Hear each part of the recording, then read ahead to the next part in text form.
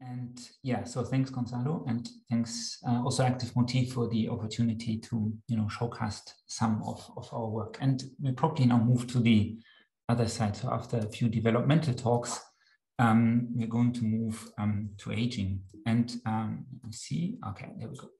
And I mean, all of you are aware of the fact that the population around the globe is aging, and while this is obviously very good news, and this is just plotting here life expectancy. So if you're born, in the early 2000s or late 1900s, then you have a really good life expectancy.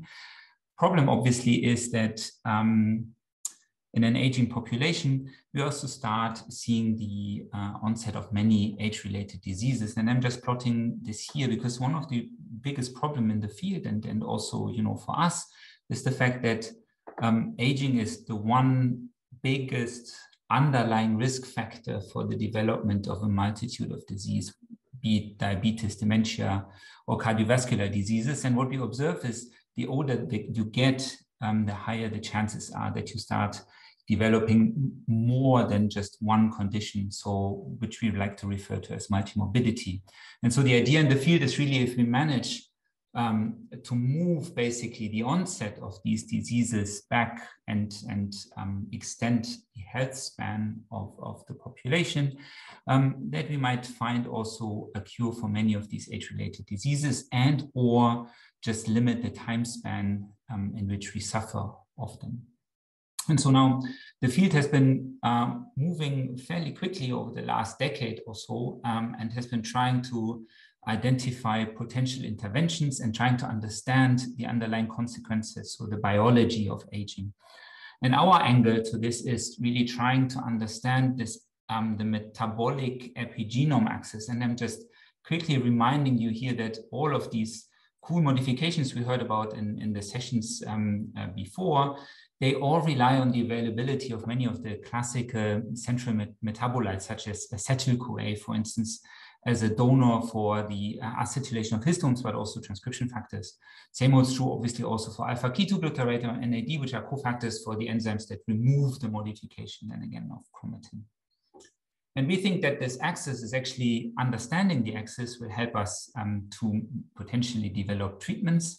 And I would just give you one example where we have addressed this very quickly as kind of an introduction. So we used a very specific system. So these are mesenchymal stem cells, so somatic stem cells that rely on most of our tissues. So traditionally, and for mouse, you take them either from the fat pads or the bone marrow or the bone endosteum, so the lining tissue of the bone. And this is what we've done.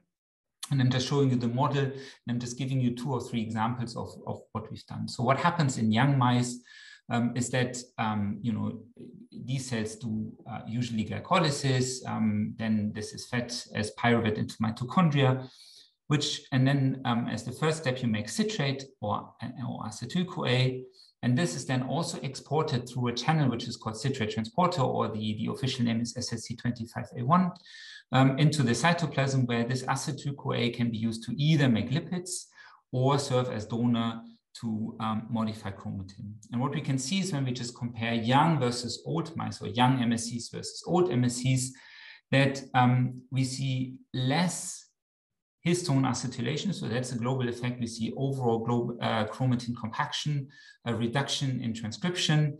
And on top of this, we also see a reduction in the storage of lipid droplets, which all hinted at the fact that there is some problem to kind of export, or the availability, let's say, at least, of acetyl-CoA in the cytoplasm. And so to cut a long story short, what we then found is that this transporter, which is SSC25A1, was sick, that this is strongly downregulated with age, and or the activity is affected. And I'm showing you this here just as one example. So we use here an antibody that stains acetylated lysine independent of the amino acid sequence. And when we do this in young, we see a really nice nuclear stain, and this also quantified here. So the majority is nuclear. And you can also see this here quantified in the fluorescence intensity. Whereas when we do this in old, we see a strong reduction in nuclear intensity. And what we see is we see a shift of the stain towards mitochondria. And that I have to maybe explain this here. So mitochondria have this really strange ability when they have high levels of acetyl-CoA, they can non-enzymatically acetylate their proteome. And we can take this here as kind of as a readout that really what we do is we trap acetyl-CoA in the mitochondria and do not export this into the cytoplasm. Whereas when we then overexpress the SIG carrier in the old MSCs, we restore nuclear acetylation levels, and we also basically restore the export of acetyl-CoA from the mitochondria to the cytoplasm. And on top of this, so one well-known phenotype that we observe in aged MSCs is that they have an issue to differentiate into the osteogenic lineage. And that's, for instance, one of the reasons why in vivo, your bone maintenance is impaired with age, and that's the reason why you have a higher chance to develop, for instance, osteoporosis. And in vitro, we can stain here for these calcium deposits using alizarin red, and what you see is in old, we see less, whereas when we overexpress the transporter, we again can kind of rescue this, and it's quantified here. The alternative, what we can also do is we can treat our cells with acetate. And I'm just showing you just here now the quantification. So when we do this with acetate, and here we're just staining specifically for H3 acetylation, so pan-acetylation, we see a loss or a reduction in the stain in the old, which is rescued by acetate treatment. When we do then cut and run for histone H3 acetyl, what we see is young cluster away from old in the PCA. When we treat them only for 3 days with acetate in the medium, we basically, if you want, rejuvenate the epigenome.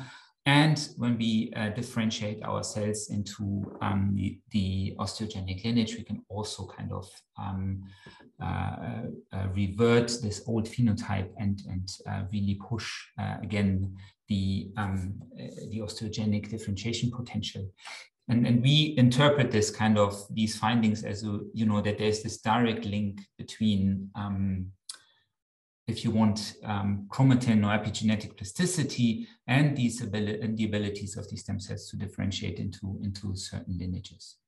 And so this is all published, so I won't talk much more about this, and I will now share one and a half, if you want, unpublished stories. And we will also switch the system a bit. And now we're probably going more from chromatin to metabolism, if you want. And so this whole idea started the following. So when you look, so over the last 10 years, we've seen the emergence of so-called epigenetic clocks. And just as a recap for those of you who haven't heard this, so this was developed by Steve Horwath as a statistical mean to use CpG methylation or the changes in CpG methylation levels as a biomarker for aging. And one of the really cool things he found already back then, so when he published this in 2013, is that not every tissue has the same apparent molecular or chronological age. And you see this here, for instance, stomach, if you just compare stomach and spleen. So you see there is already something like 10 to 15 years difference based on this epigenetic clock. And now, since we have now single cell data also available, what's very obvious that it's not only tissues that age differently, but also individual cell populations within a tissue that can age differently. And so what we wanted to address in the story is not only is, different cell types, do they age differently, or are they on a different aging trajectory, but also does location matter? And what I want to say with this is, so does the aging or the changing microenvironment within a tissue impact the same cell population differently depending on where the cells sit? So this is point one. The second point that we wanted to address is, so how is this coupling between chromatin and transcription work during aging on a single cell level? And is there, as we often think of, kind of a direct coupling between local chromatin architecture, transcription, and maybe steady state level RNA, and maybe phenotype? And so this project was driven by 3 wonderful people in the lab. So Risa Nikopoulou, who did all the wet lab work that I'm going to show you, and she teamed up with 2 bioinformaticians, Niklas Kleinkuhn and Swati Parek. And we got a lot of help. So it's a fairly nice local collaboration. So Achim Tresch, who's a biostatistician, and helped us a lot with the analysis. Vangelis helped us a lot with the underlying physiology, and Thomas helped again with some specific requests about liver, because we move into the liver. And the reason for this will hopefully become apparent in a second. So the liver is it's in highly organized tissue, and it's organized in these liver lobules, so these hexagonal shaped structures. And when you even zoom in, what you see, so on the periportal side of this liver, there's a fresh influx of oxygen that then flows through the lobule and leaves this lobule at the central vein. And that creates, amongst other things, a very strong oxygen gradient. And that leads to the fact that hepatocytes that are more closer to the periportal axis, they do metabolic functions such as gluconeogenesis or beta oxidation, where cells that sit closer to the central vein, they would rather do glycolysis or lipogenesis. And so here within one cell population, which is hepatocytes, you find very different microenvironments. And on top of this, what we also know is that all of this is changing while we age. So, and this is taken from a recent paper from the Kuzumbe lab. And what they've done is they've kind of used intravital imaging to measure vasculature in our tissues. And that's now taken from the liver. And what you can see is that vasculature is dramatically changing when we get older. So it's really diminishing. And that's in line with earlier observations that that this loss of vasculature is accompanied by reduced blood flow in the liver. And this has been a fairly well-established hallmark of the aging liver. And so what we wanted to address is here, so how does this reduce blood flow and then this potential change in this oxygen gradient profile impact aging on a chromatin and metabolic level in the liver? And now when I'm going to talk about young and old, what I usually refer to is in young, these mice will be around 3 to 5 months, which corresponds to around, young adults, 25 years in humans. When I say old, these mice are between 18 and 24 months, which corresponds to 64 to 70 years in humans. And I will not talk about geriatric mice, which are above, let's say, 2.5 years, and that would then be somewhere above 85 in humans. Problem is a bit that often we, especially in the liver, we are faced with liver tumors, and so we usually don't do this. Okay, so when we move into the liver and we look at liver aging, so the first obvious thing that you notice is this really huge accumulation of large lipid droplets within hepatocytes.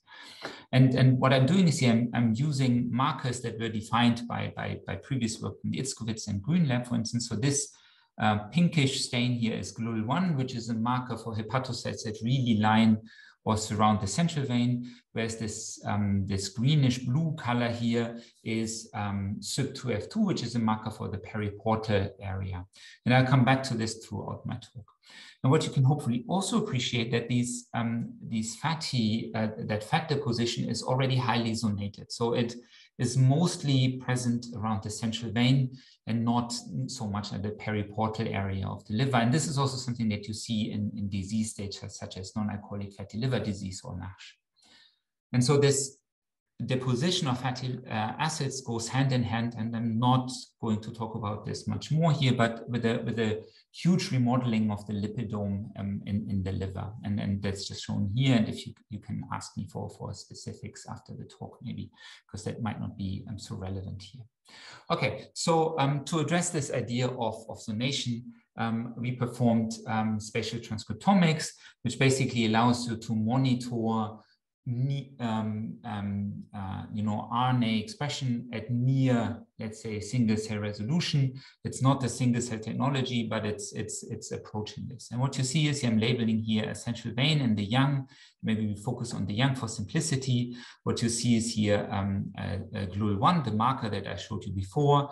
SUB2E1 is also a pericentral marker, but it's a bit more diffuse. And here's the other marker, SUB2F2. And what you see is that SUB2F2 and SUB2E1, they basically don't overlap because they kind of define these two zones. There obviously will be a middle ground where expression is, is increasing in both of them, where there's an overlap. But for simplicity, there's almost kind of black and white staining pattern of these two markers. And then what we did is we used this to kind of define the two zones. And it's a very simplified way to do this, and but it worked surprisingly well to have kind of a binary distinction. And what we see here, so these are pericentral young and periportal young, and this is the corresponding old cluster. And you can see here the expression of these zonation markers next to it. And what that obviously allows you to do is to kind of a pairwise comparison between gene expression profiles between young and old, but also between the different zones and the different ages. And don't worry, I will not really go long and elaborate about this, but I would like to talk about these two dots down here, where you see, so this is gene expression changes in the periportal area now of the liver, comparing young and old. And what you immediately notice is that what we pick up is here gene expression changes that deal with electron transport chain, ATP synthesis in the liver. And please remember, this is exactly the region of the liver where we see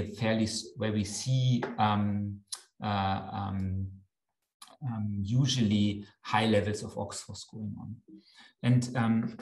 And what we can do is we can kind of back this up using our lipidomic data set, because what we notice in our lipidomics is that ubiquinone, so the lipids that are responsible for the actual electron transmission from the different OXPHOS complexes, are also strongly decreased in the aging liver. And so this is now a log 10-fold scale. So you really see that's a fairly dramatic decrease in ubiquinones, telling us that really specifically in this periportal area of the liver, we see a quite dramatic impact on mitochondrial function. We can look at many other things. There are also quite interesting signatures of hypoxia or lipid metabolism. But I would like to come back to one specific example, because that immediately caught our eye. And you can see this probably here, because that's a gene family, CDA to CDC, where CDA and CDC are virtually not expressed in the young, but they are upregulated in the old, and they are particularly upregulated in the pericentral, now in the other zonation part of the aging liver. And the reason why we found that this was particularly interesting stems from a plethora of literature that connects this family of CIDE proteins with lipid droplet biology. And here you see that when you stain for the CIDE family, that these proteins really are sitting exactly between lipid droplets, and they've been shown to kind of impact lipid droplet dynamics and fusion and fission. And what's particularly interesting is that when you just simply overexpress each single one of them in a cell culture model, what you see is this increase in lipid droplet size, and that's exactly what we also observe in the aging liver. So when you look at this, and that's quantified down here, we see this this increase in lipid droplet sizes in the aging liver, and we think that this increase of the CDAs or of the CIDE family is one reason for this. So please remember CDA in particular, because I'm going to come back to this in a few slides. But obviously, one thing that we were quite interested in to understand is how this is now potentially regulated on a chromatin level. And for this, we turned now to ATAC sequencing, and more specifically to single-cell ATAC sequencing. And I'm showing you here this UMAP representation of our single-cell ATAC data. And again, it's comparing young and old liver. And we can identify, and maybe I should show this already now, so we can identify the majority of the liver-resident stem cell, of the liver-resident cell types. And you see that most of these clusters up here, they kind of mix between young and old. So we don't see much of a signature there. And we also looked, and there's virtually not much of a change. Whereas the structure down here, which looks a bit like a budding yeast, we see a very clear separation between young and old. And that if we then do cell type prediction, we really can confirm, and that makes sense because it's also the majority of cells in the liver, that young and old hepatocytes, they really separate very nicely and are characterized therefore by a different kind of epigenome, if you want. And so we analyze this. Using a multitude of different available packages. What I'm showing you here, and the result is always very similar and it's very consistent. What I'm showing you here is the one that we like the most, which is this topic, which was developed by Steinart's lab. And without going into too much detail, so basically it's based on text recognition. And when you look, and just to explain this, when you read basically this text, so what you read is bread, bakery, loaves. So you would probably put this in a category or in a topic that deals with kitchen, cooking, or baking. Whereas when you read this down here, which has, and that's fitting for Gonzalo, so, and Nana, so this is Portugal, exploring, mountains, hiking. So you would probably put this into travel or hiking category. And so, and that's exactly what this topic is doing. And it's taking basically the sequencing information and the underlying sequencing information of the attack to basically define these topics and then build this clustering based on this. What this also allows you to do is to basically call these topics, and then you can do go-term enrichment, and so these topic 2, 4, and 6. So these are the ones that are most strikingly enriched in this hepatocyte cluster. And now remember, topic 2 is the one that is the more young cluster. Topic 6 is the more, if you want, old cluster, and topic 4 is shared. Okay. And when you then look into go-term analysis, what you see is that topic 2 and 6 are fairly similar, whereas topic 4 also contains terms like steroid metabolism and lipid catabolism. And I'm going to come back to this because we think it's partly also driven by transcription factors, and that's something we did as well. So we identify, obviously, for all of these topics, so 2, 4, and 6, a common set of transcription factors that just scream hepatocytes at you, so HNF1, for instance, family.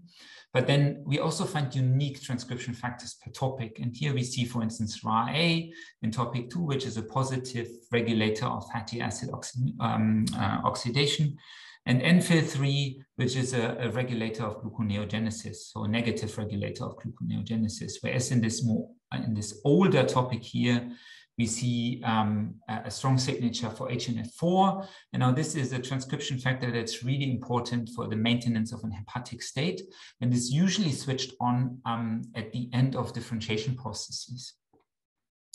So what we found particularly cool about this data set is that it's so precise that it allows us to even define these specific markers and zones. And I'm just plotting you here the imputed gene expression for GLUL, SUB2E1, and SUB2F2. And you can see it's basically going like a wave through the system. So really down here, you have the very pericentral hepatocytes that are getting then a bit outside, and SUB2F2 is a periportal marker, so they are distinct.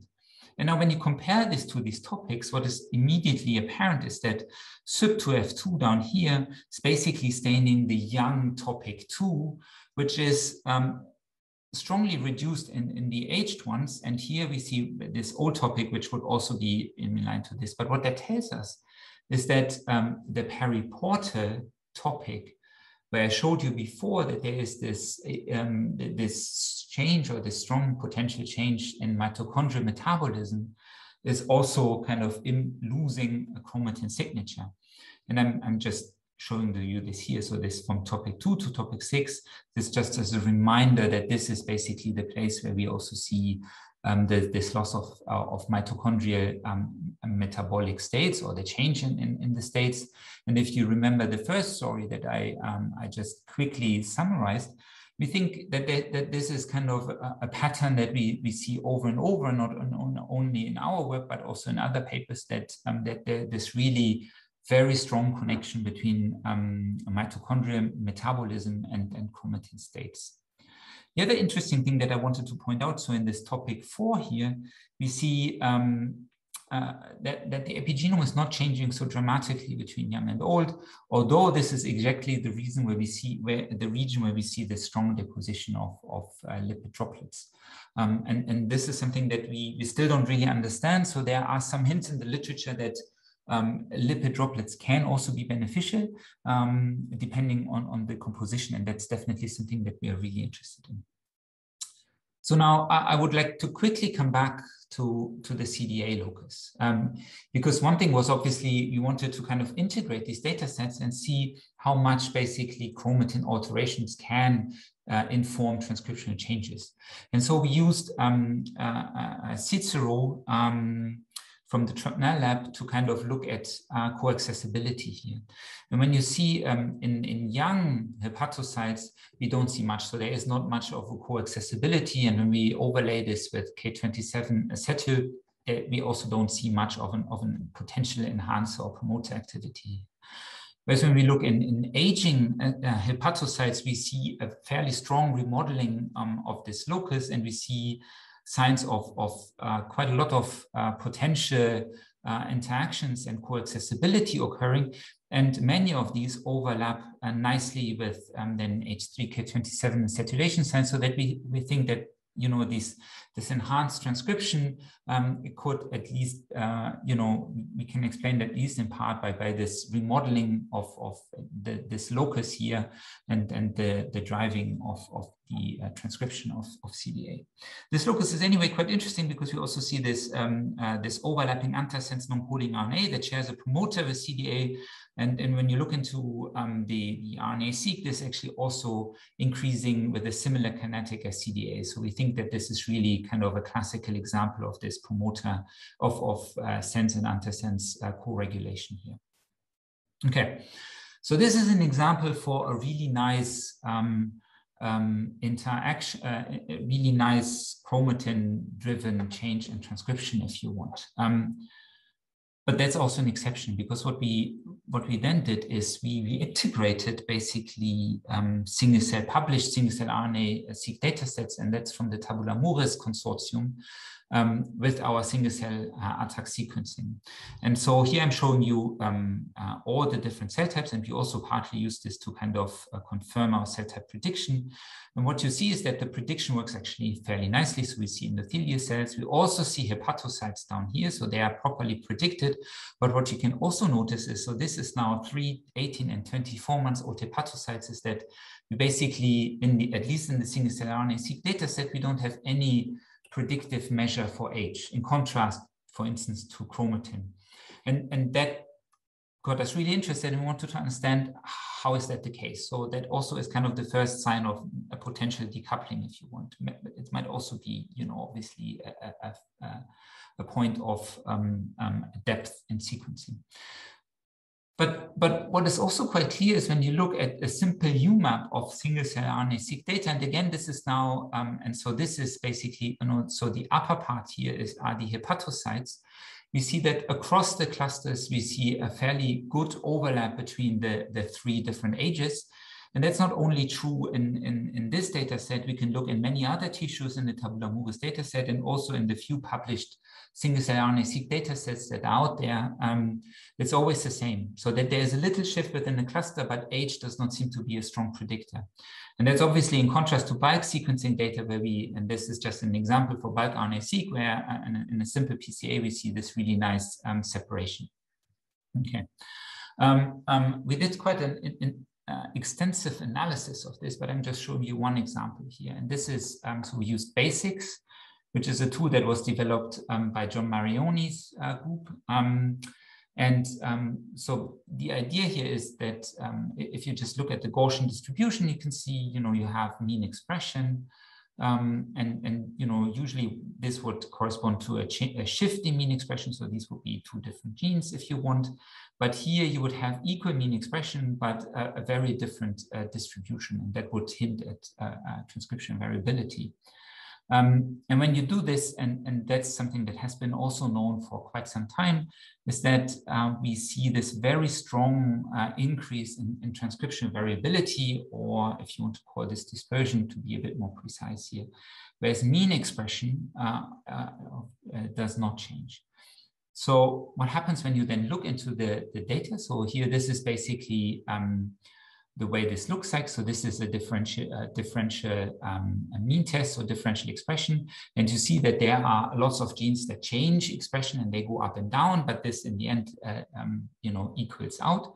And then when we take then the genes that do not change their mean expression and then plot them again for variability or dispersion, what you see that we see this very strong skewing towards differential dispersion in the old. When we then look what categories are behind these terms is that when we look at differentially expressed genes, we see lots of metabolic terms like mitochondria and fatty acid metabolic processes. Whereas when we look at genes that are involved in dispersion, we see a very strong enrichment for genes that are, if you want, regulatory terms. So we see chromatin modification, processing of RNA, and RNP complex biogenesis.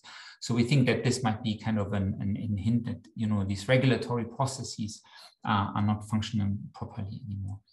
And then when you basically plot fold changes between RNA-seq and so single-cell RNA-seq and single-cell ATAC, you see basically that there is neither in the differential expressed nor in the differential dispersed we see any kind of correlation between the two data sets.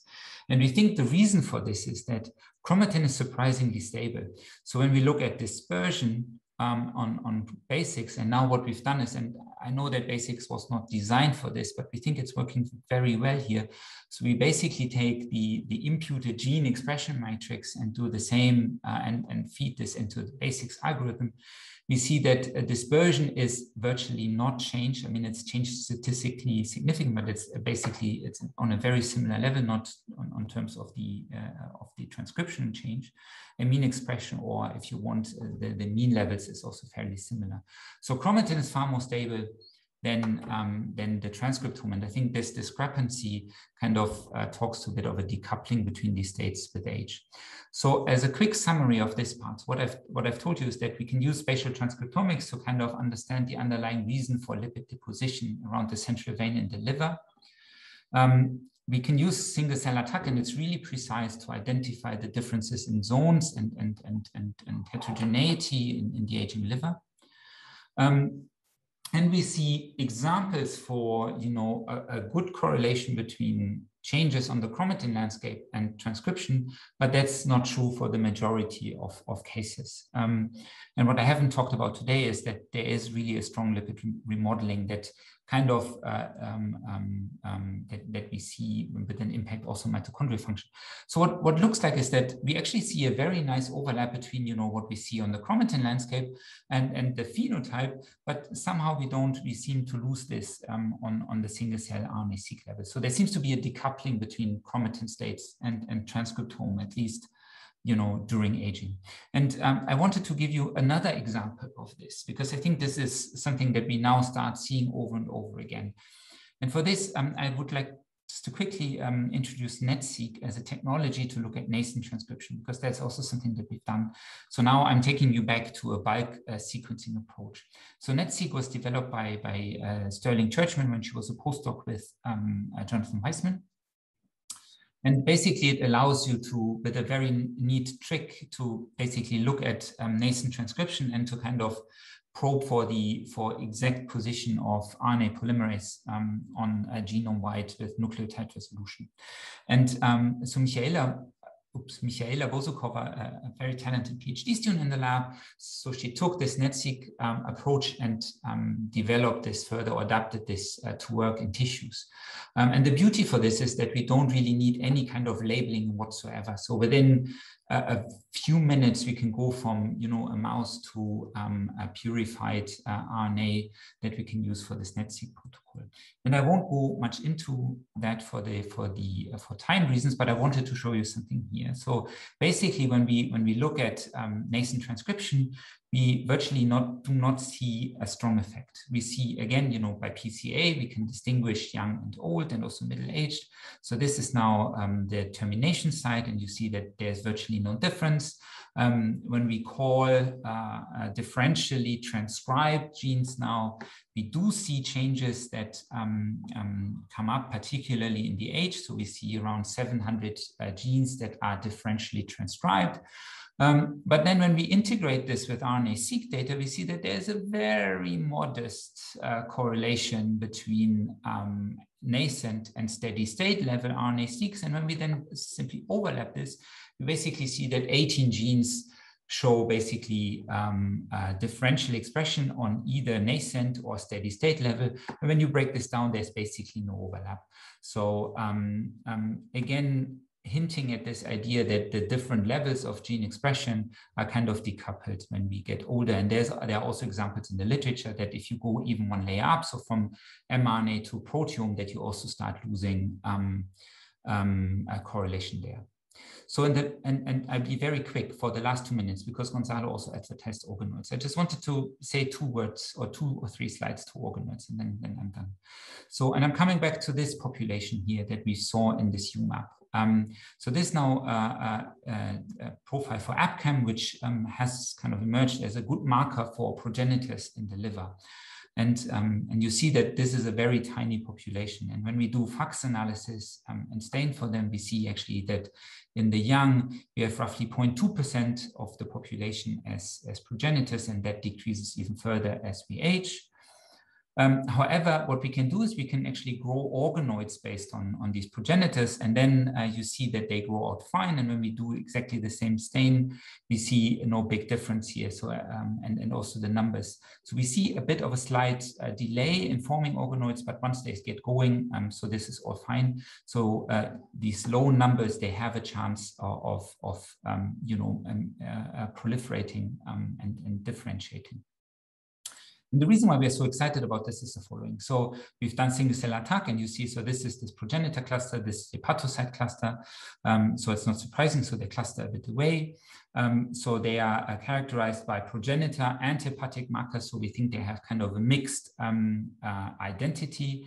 But what is super cool is that they actually also show this split between young and old. And even further to this is when we look at pathways that are deregulated by RNA-seq in the organoids, and we compare this now to bulk data from tissue, we see that similar pathways are deregulated in young or in old organoids compared to young. And one has to say, so they are these organoids that we've analyzed here, they've been in culture for between around 3 months, I would say. So that means that even prolonged culture conditions maintains this functional and epigenetic difference. And we think that this might be a good way to kind of look functionally at also then potentially human aging, but also as a very good system to in vitro address mechanistic questions that are so difficult to address in mice,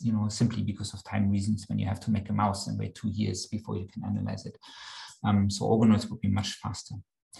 And it's not only, so I said that, I'm sorry, that the pathways that are similarly deregulated. And if you look at them, again, it's these typical pathways that I've been talking about the last 37 minutes. A lot of fatty acid metabolism, but also here drug metabolic processes, so typical processes that deal with liver. And when you look at the lipidome, similar to the tissue, we see also still, even after 3 months in culture, we see very strong differences in the lipidome. And on top of this, when we do functional assays, so here this is a drug clearing assay, we see that that's the activity of the enzyme, so it's a P450 enzyme, and we see that the activity of this enzyme upon differentiation of these organoids into hepatocytes, that this is strongly decreased in organoids that have been derived from old liver. So we think it's a potential fantastic system to study aging in a dish, and we are trying to explore this further. So with this, I'm at the end, and I would like to thank my fantastic group. So I named the people throughout the talk. These are my funding sources, and one thing that I haven't mentioned, and this is really important, so we rely heavily on our core facilities on campus, and I would really like to mention this. And with this, I stop here, and I'm happy to take questions. Thank you. Okay, thank you very much, Peter. Perhaps I can start with a question. So then, so you mentioned this decoupling between RNA and the tag, and I'm trying to also connect to the beginning of your talk that you also mentioned like this ORVAT with the DNA methylation. So do you think that, so for instance, like, do you see a correlation of DNA methylation with these changes that you are observing? So this DNA, yeah, I didn't go too much into the epigenetic clock. It's a bit of a, so this is a statistical model, right? So, and that's something that is a bit strange to assess, because basically the epigenetic clock, there is no underlying biology, if you want. So this is based on 353 CPG sites in the genome that have nothing to do with any kind of underlying gene. So what we do observe, though, when you talk about CPG methylation, there's, and that's been coined epigenetic drift, so that you see kind of changes, and that's not only true for DNA methylation, but for many other modifications, that you see a change, if you want, in the localization of many of these epigenetic factors, and localization away from, let's say, promoter more to intergenic regions, or from intergenic regions more to promoters. And that's been used, but this epigenetic clock really is a statistical framework and not really a underlying biological reason. And I think that's one of the reasons why people really would like to move now to more, let's say, biological. Well, I mean, I think it's really cool because it's now, you know, you can do this across platforms, across organisms, and it's really precise. But I think a lot of people are now moving towards transcriptomic clocks or metabolic clocks to maybe have also a bit of an underlying, let's say, biology in this. And the other question I had, so you see the changes at the level of the chromatin accessibility, but not so much at the level of the RNA. Again, is this like some kind of priming for the, and it's something that is going to occur later on, or like the cell, you might see changes in transcription if the cell is in a certain environment? I love this if that was true. Obviously this was our favorite hypothesis, but unfortunately, we don't have any evidence for this. So what I showed you, the single cell RNA-seq is even up to 24 months. So it's 6 months later. We don't see any sign for this really. So, yeah, we don't really understand really how this decoupling works. And obviously, I mean, obviously one also has to say it's a caveat here, and we should probably do this, is to basically measure really in a single cell at the same time, basically use ATAC and RNA-seq at the same time. But what is obviously very clear is that the RNA-seq itself, without any other information, is not sufficient to predict age. And what we can even do this, you know, when you do PCA. So I think in the 8th principal component, you start seeing a small contribution of age as a factor for clustering, but all the others are not there. Okay, Genevieve has a question. Did you look at the transcription of repeat sequences? No, we did not. And we should probably, but we did not. Liu also has another question. Is it really a decoupling, or when measuring whole cell transcriptomes, a small contribution of the epigenome to transcription is lost?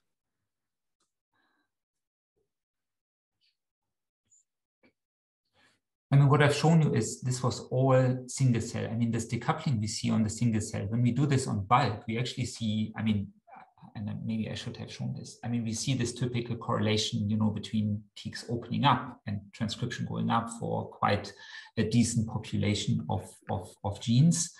And it's only really in the single cell data where we basically lose this complete correlation between the two data sets. Okay, great. I have one more question. What about single nucleus? Single nucleus. Yeah, I'm waiting for this data set. So we have, so I know this data exists. It's not in our hands. So it should come out, and yeah, we are really interested to see this. So we tried single nuclear RNA-seq, but we failed to do this for the old livers. So we have a decent data set for young, but not for the old. But I know that, so Celia Martinez, who is at the Helmholtz in Munich, she has generated a young and old single nucleus RNA-seq data set. And yeah, I mean, this, I know it's there, but I haven't seen it. Okay, so we actually are right on time, which is